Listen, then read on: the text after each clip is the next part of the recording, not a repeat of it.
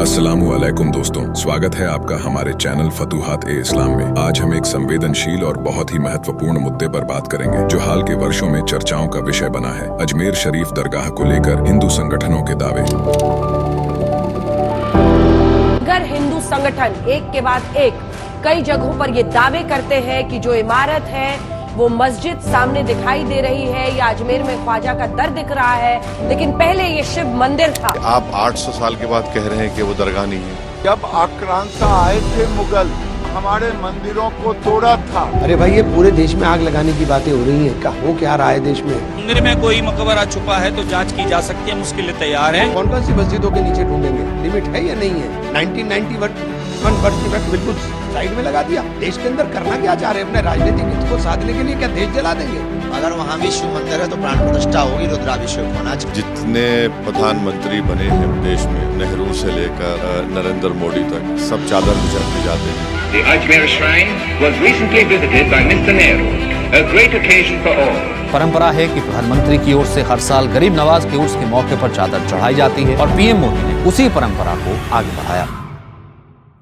अजमेर शरीफ दरगाह, जैसा कि हम जानते हैं, ख्वाजा मोइनुद्दीन चिश्ती की दरगाह है। यह एक पवित्र स्थल है जहां हर साल लाखों लोग आते हैं, चाहे वे किसी भी धर्म, जाति या पंथ से हों। ख्वाजा मोइनुद्दीन चिश्ती का जीवन मानवता, प्रेम और भाईचारे का प्रतीक था। उन्होंने हमेशा धर्म, जातिवाद और क्षेत्रवाद से ऊपर उठकर लोगों को जोड़ने की कोशिश की। दरगाह का उद्देश्य केवल आध्यात्मिक शांति और आशीर्वाद प्राप्त करना है, न कि किसी धार्मिक विवाद में उलझना। जब हम इतिहास की बात करते हैं तो यह स्पष्ट है कि अजमेर में ख्वाजा साहब का आना एक ऐतिहासिक घटना थी जो 12वीं सदी में हुई। उनकी दरगाह के निर्माण से पहले इस स्थल पर किसी भी मंदिर का कोई ठोस प्रमाण नहीं मिलता है। ऐतिहासिक शोध और प्रमाणों के अनुसार ख्वाजा साहब की दरगाह को उनकी मृत्यु के बाद 13वीं सदी में ही बनाया गया था। हिंदू और मुस्लिम समाज में सामूहिक श्रद्धा और आस्था का यह स्थल हमेशा से एकता का प्रतीक रहा है। कुछ हिंदू संगठनों का दावा है कि यहाँ पहले एक मंदिर था, लेकिन यह दावा ऐतिहासिक तथ्यों से मेल नहीं खाता। दरगाह की वास्तुकला और आसपास के ऐतिहासिक रिकॉर्ड्स में किसी भी मंदिर के होने का कोई ठोस प्रमाण नहीं है। इसके अलावा अजमेर शरीफ का इतिहास केवल ख्वाजा साहब के साथ जुड़ा हुआ है और इस्लामिक स्थलों की पहचान उनके शिक्षाओं से ही जुड़ी रहती है। अजमेर शरीफ दरगाह का वास्तविक महत्व है धार्मिक सहिष्णुता और भाईचारे की भावना। यहाँ हर धर्म और पंथ के लोग आते हैं, चाहे वह हिंदू हो, मुस्लिम हो या अन्य कोई समुदाय। दरगाह पर होने वाली चादर चढ़ाने की रस्म, कव्वाली की महफिलें और यहाँ आने वाले श्रद्धालुओं का मिला जुला माहौल इस बात का प्रतीक है कि ख्वाजा साहब का संदेश सिर्फ एक धर्म तक सीमित नहीं था, बल्कि पूरे मानवता के लिए था। यह विवाद तब और बढ़ जाता है जब इसे राजनीतिक रूप से उछाला जाता है। इस्लाम और हिंदू धर्म के बीच सांप्रदायिक विवादों को इस मुद्दे से जोड़ने से समाज में दरारें उत्पन्न होती हैं। हमें यह समझना चाहिए कि अजमेर शरीफ दरगाह को एक धार्मिक स्थल के रूप में देखा जाए, न कि किसी विवाद का हिस्सा।